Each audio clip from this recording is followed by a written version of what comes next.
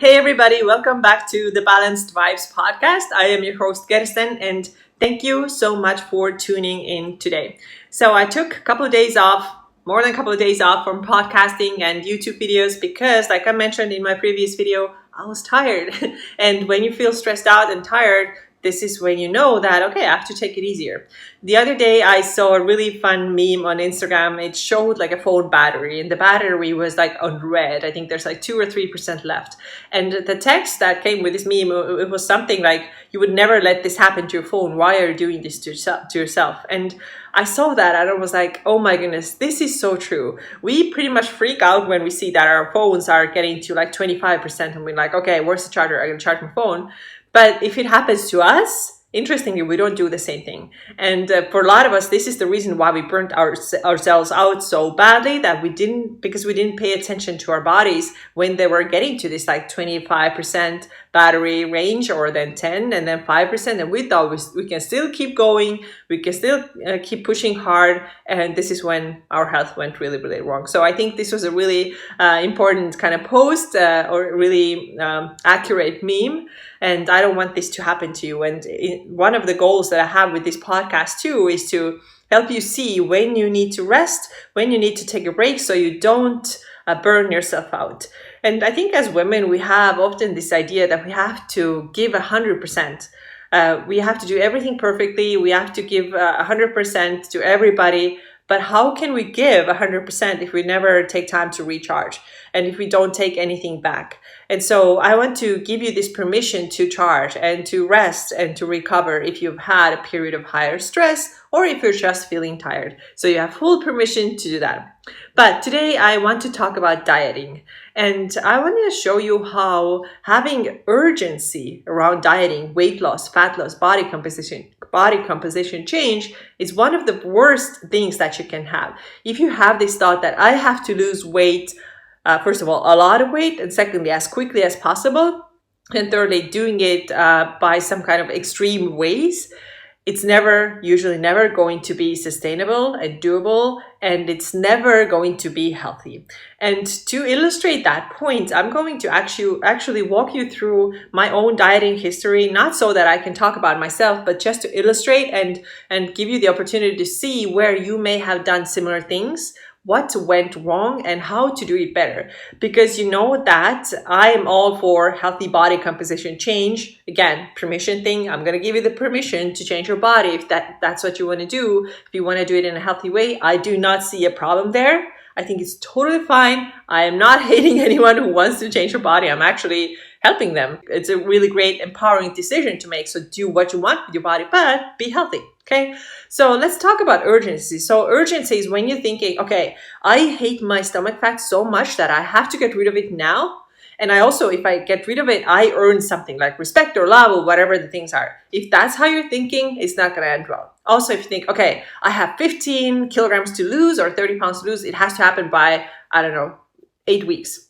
I'm going to give myself this time and this when it has to happen. And if we do things like that, then we usually take really extreme approaches to all of this because we are in such a bad rush. We just really lack patience. And the other day I was just doing like a quick random Instagram story where I talked about patience. We really seem to lack patience. I get a lot of messages on Instagram, women saying, I've been waiting for my second period. Where is it? It's been already 24 days. Why is it not here? Why is it not here? Where is it? Like, did I lose it again? And I'm like, okay, this is going to be your second post-recovery period. Can we just take a step back and see what's going on here? Why are you being so impatient? It's normal that the second period is not going to come super quickly. It's really, really common. The other thing, body weight change. Okay, I've had 5 periods. Why am I not losing weight yet? Well, maybe you're not supposed to lose weight just yet, and maybe you're trying to rush it. Don't rush it. Have patience.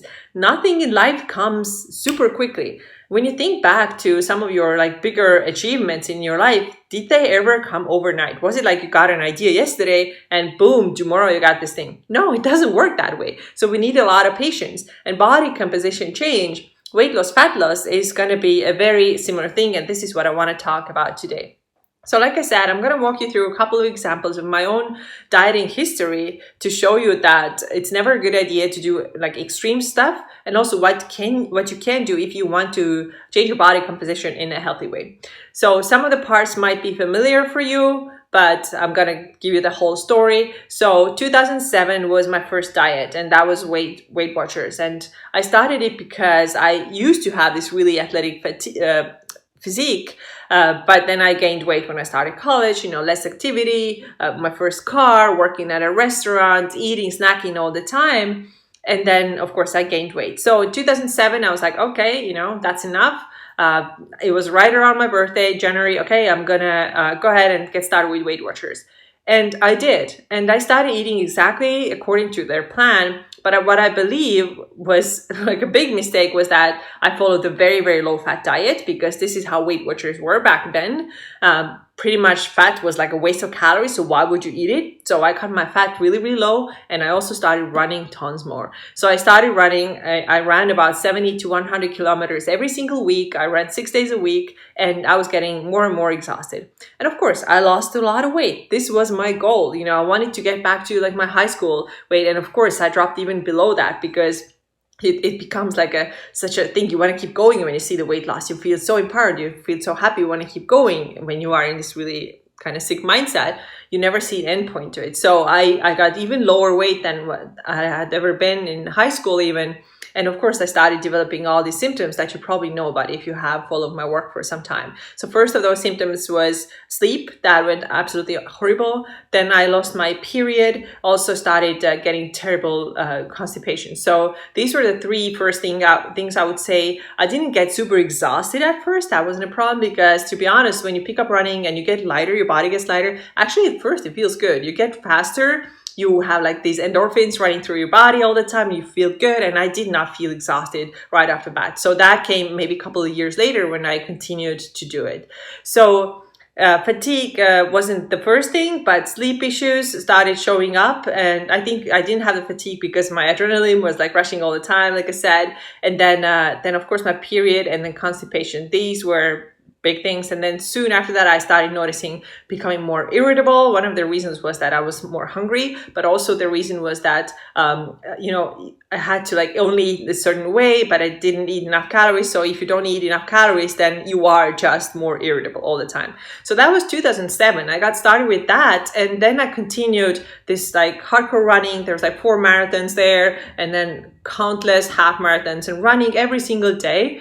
And so that lasted until 2013. So 2012, I actually moved to the United States. I came to school here for 1 year to begin with. I stayed a little bit longer later, and then went home, and then came back. That's another story.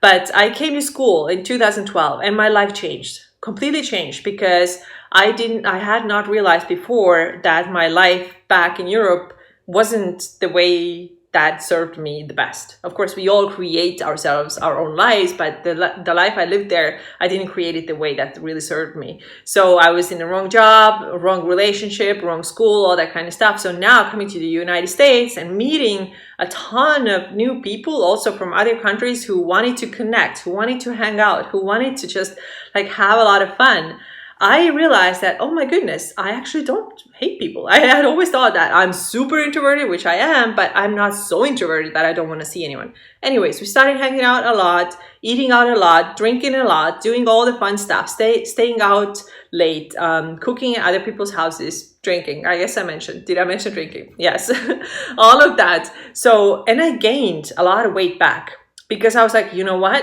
Fuck it. I'm just going to do it. And I remember there were a couple of moments where I was eating cheese. And I was like, what am I doing? I'm actually eating cheese and drinking wine now. Holy cow. Because these were things that I had not allowed myself to do. Yes, I had been like drinking before too, but for example, cheese or nuts or chocolate, any of these things, I never let myself to eat them unless I binged in the past, which was a common thing when I did Weight Watchers. Like every month, a couple of times, I used to binge like crazy.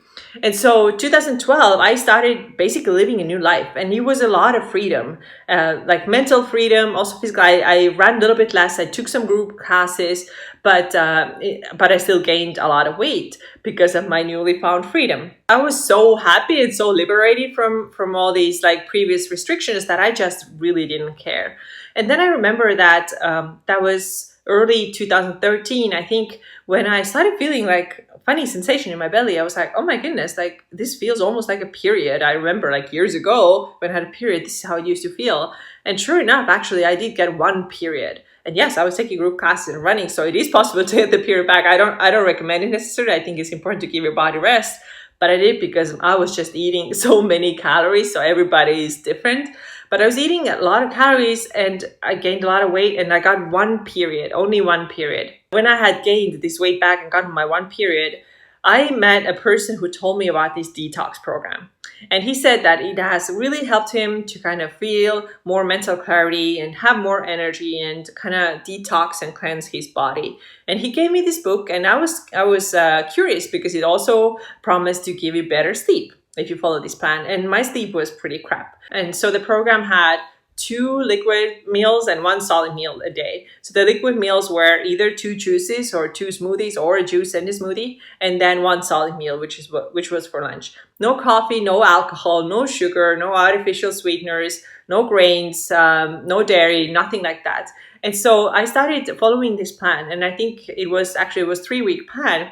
I lost a lot of weight. I actually started sleeping better, but looking back, I think it was just because the calories were really low and I was really, really exhausted. But I started sleeping better. I also decided after that 3 weeks that I'm going to continue. I'm going to go 1 week longer. And so I did 4 weeks eventually, and I did lose a lot of weight. And I don't know how much because I did not weigh myself. I didn't have a scale. But I could tell because I could see a little bit of my abs, which is so interesting because naturally, for me, it's very, very hard to get my abs showing. This is not my goal at all. I just know that it's genetically, I'm not built that way. I tend to carry more fat around my midsection and less on my legs. This is how I am built. But now, like seeing a little bit of ab definition for me was a pretty big sign that, oh, wait, I have lost quite a bit of weight. And so, of course, weight loss always makes you happy, but it was a really rapid, super fast weight loss. So in 4 weeks, I lost a lot. And if I had to guess, it was probably around 6 kilograms or like 11 to 13 pounds, which is pretty fast, actually. I mean, I was not obese when I started this detox, right? And so what happened after this period of detox was that we went out to our friend's house and we drank and ate our faces off. And this was the worst binge I had ever had because we literally ate everything. We drank some rum and who knows what else. We stayed up all night and partying and eating. I was eating so much food because I had been so restricted all these 4 weeks because I wanted to lose weight quickly. And I had done extreme stuff, right? Of course, the detox could have been done better, like exiting the detox could have been done better, like just by introducing foods, gradually. But I had to, do extreme things again. This is how I always was, just like extreme again. Like I said, I started eating so much that night. And I even remember coming back home from this party late at night. I would even take my bicycle out to ride my bike to the gas station that was open at night. And I bought more chocolate. This is how starved I was. This is how much I was craving stuff. And this is how messed up my mind was.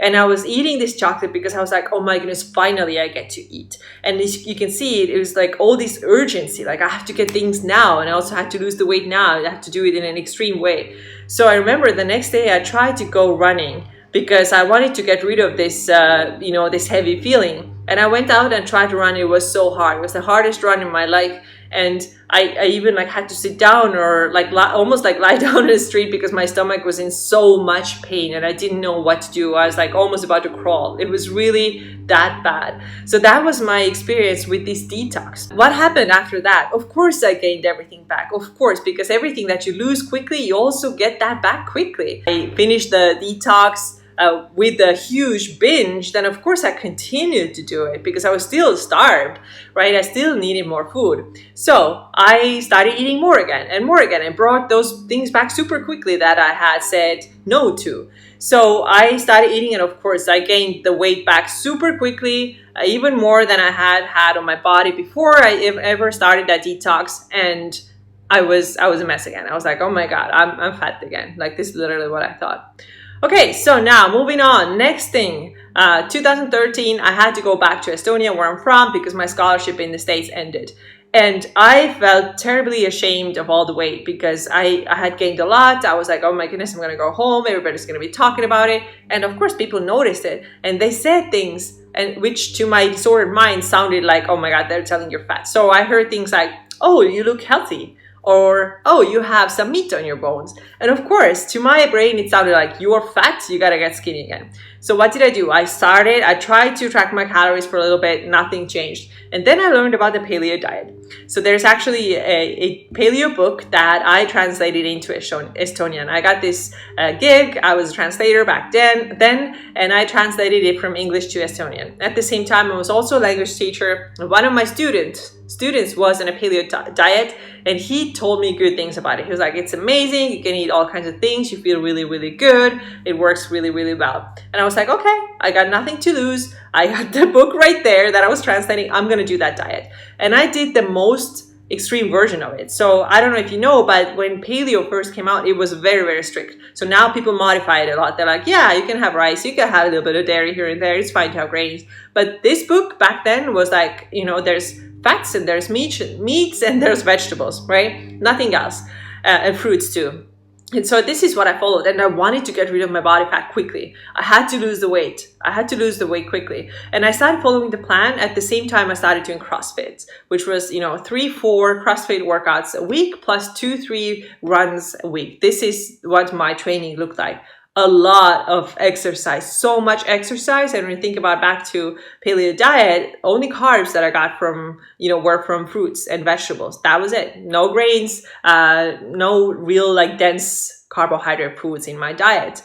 And so I did all this training and I ate that very strict paleo style. And that's not it. At the same time, my stress level was really through the roof. I was writing my last chapters of my PhD dissertation, and I was also studying for my personal trainer certification because I had already decided that this is what I want to do in the future. And I had almost full-time job as a language teacher. So can you imagine that stress? And can you wonder why I was only sleeping with the help of sleeping pills? That was it. That's the only way I could get some sleep. Otherwise, it would have been walking around all day long and night long and try to exercise. I don't even know how I was able to exercise so much. It's probably the stress hormones just helped me through that, because once you start exercise, your adrenaline picks up and it can help you through it, but not forever.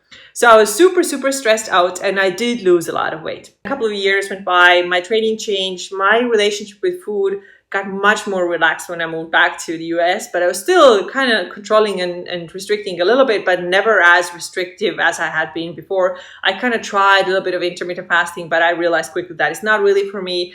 And I ate pretty well. I started eating, if I had to guess, maybe 2,200 calories or so a day, but my training was still super, super excessive. So I did a lot of hits, a lot of weights, a lot of running, mostly hit and running. And so in 2017, was finally the time when I realized that, okay, the fact that I don't have a period is really weird. Actually, I talked to my acupuncturist about it, and he's like, this is not okay. This is not how it should be. We have to fix this thing. In late 2016, he told me that, okay, we got to gain some weight here and stop training so hard. And this is what I did.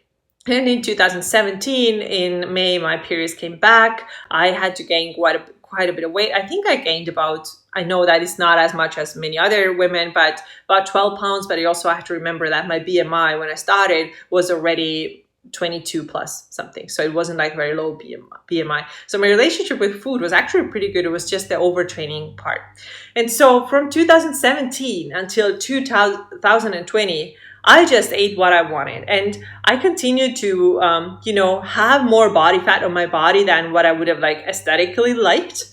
But I was like, you know what? I don't want to do anything about it right now. I just want to eat the way I eat, and I don't want to think about numbers or tracking or weighing or any of that kind of stuff.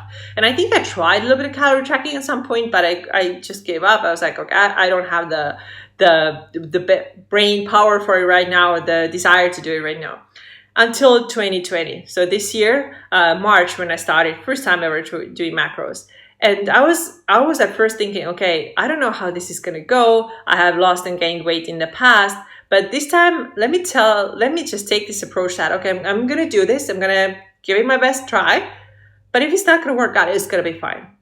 And I also told myself that I'm not going to set any extreme numbers like, okay, I have to get back to like 60 kilograms, which is really low for me, right? For my body, like 135 pounds. It's very, very low for my body. I didn't set any of these goals. I was just like, I want to change my body composition. I want to get rid of a little bit of belly fat. I want to have more muscle tone. I want to have visible, deltoids and like quads. I want to have like aesthetically better muscle. And I just want to feel leaner. I want to feel lighter, but I'm not going to have like an end goal, like, okay, 60 kilograms, but like 2 months from now, I got to be there. If I'm not, something's wrong. And I didn't have any of this urgency. I literally gave myself this opportunity to see what can I do if I take a moderate approach, if I look at my calories and if I look at my macros, and I started with just protein. So my coach at the time, she calculated my macros for me and also recommended a number of calories, which were a slight deficit compared to what I ate naturally. So we're talking about slight deficit. We're not talking about going from like 2,500 to now 1,700. No, this is way too big deficit. So we created a slight, I think it was like 5% or so deficit. And then we started tracking my protein. So yeah, she told me, okay, here's your recommended carbs and here's the recommended fats, but let's really focus on protein. And I started eating according to these calories and hitting my protein goal, which was about 0.8 grams per pound of body weight, okay?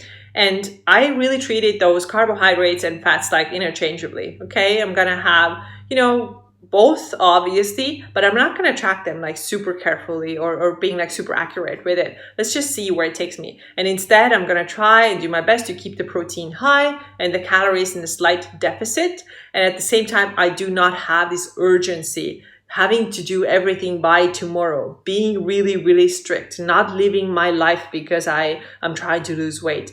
None of this. I knew that I'm going to pay a lot of attention to how I am feeling. Am I still getting my periods? Is this starting to affect my mood? How are my workouts? So these were all the things that I took into account when I decided that I want to change my body composition. There was no urgency, but there's a lot of like introspection. Okay, how am I feeling? How is this working for me? Is it not working for me?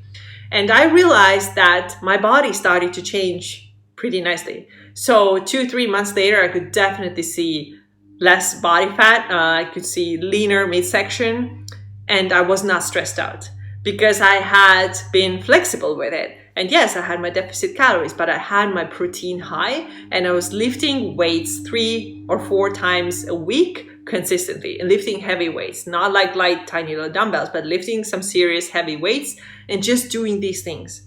And first time, it has been totally fine. I've never had this desire to get to my like end point like super quickly where I lose a ton of weight and then feel like shit and it's horrible all around.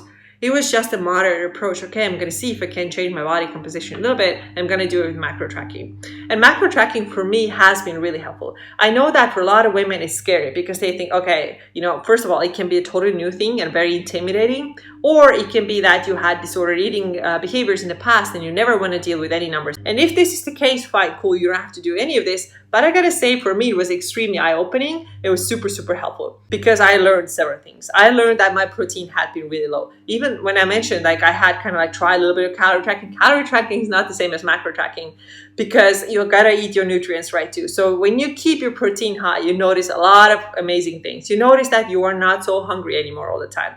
You don't get random cravings. Even your mood is better because of the neurotransmitter than protein, right? So I started noticing I can lift heavier. I recover better. I was sleeping better. I mean, all these things actually got better for me when I was paying attention to keeping my protein high and being a slight calorie deficit. I also eliminated some of the random snacking. So I know that when I wasn't paying any attention to my food, which like those 3 years, 2017 to 20, there was a lot of random snacking when I know that like physically I didn't need any of that stuff or all of that stuff, right? So that I would just go and grab a handful of nuts here and handful of nuts there, and then some chocolate here and 2 bars a day.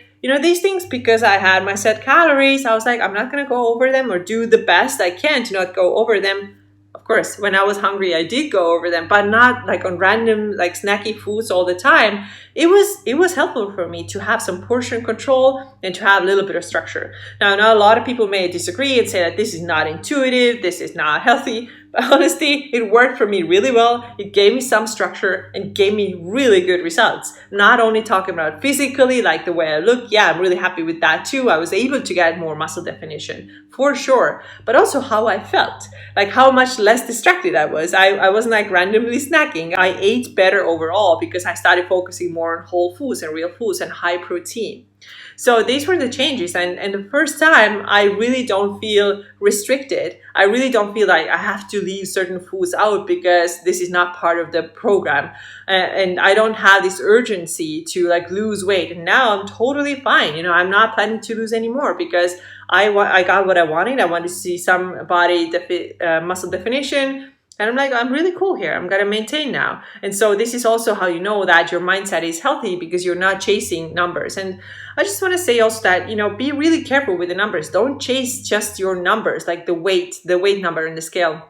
I gotta say, I don't have a scale, but I did weigh myself at a friend's house, and it's just, I've only lost like a couple of pounds, and that's it. And if you only focus on the weight number, then you're gonna go crazy because you're like, why is the scale not moving? Well, what if you just built a lot of muscle as well? What if you're not supposed to lose a lot of weight? What if you get amazing muscle definition without losing a lot of weight? I take that anytime. The other thing I want you to know is that you should be doing less cardio and lift heavier weights. Has been really, really important and super, super helpful for me. So if you lift a lot of weights, you are teaching your body to handle heavier loads, and your muscles just have to adapt to it. And this is going to be one super, super supportive thing that you can do if you want to change your body composition a little bit. I also want you to understand that rest is so important. Right? Like if you keep going all the time and doing all the things, kind of like what we talked about in the beginning of this episode, if you keep doing all these things and not ever resting, it's not going to serve you. You have to recharge. You have to take some time off, and you have to have rest days. Learn to enjoy your rest days. Today's my rest day. It's been amazing. I went for a walk. I talked to my sister on the phone. It was nice, got some sunshine.